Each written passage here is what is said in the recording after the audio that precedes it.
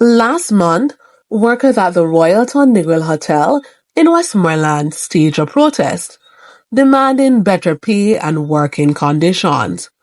The protest was successful, with the hotel management quickly agreeing to a pay raise and resolving the lunch issue. This swift resolution is a testament to the power of collective action and the willingness of the hotel management to listen to their employees' concerns. However, this raises an important question.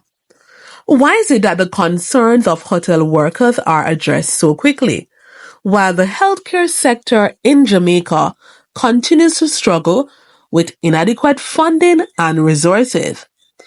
It's ironic that the hotel industry, which is a significant contributor to Jamaica's economy, is able to resolve its labor disputes so efficiently, while the healthcare sector, which is essential to the well-being of Jamaican citizens, is left to languish. Jamaica's healthcare system faces numerous challenges, including a shortage of medical professionals, inadequate infrastructure, and insufficient funding.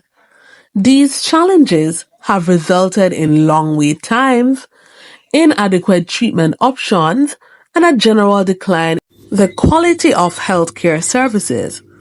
It's unacceptable that in a country where tourism is a significant contributor to the economy, the healthcare sector is not given the same level of priority. It's time for the Jamaican government to take a closer look at its priorities and recognize the importance of investing in the healthcare sector. This includes increasing funding for healthcare infrastructure, training and hiring more medical professionals, and implementing policies that promote access to quality healthcare for all Jamaicans.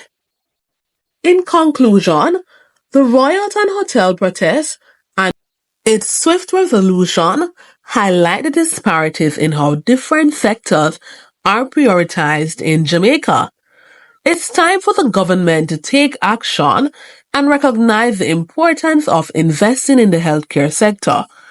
By doing so, we can ensure that all Jamaicans have access to quality healthcare services.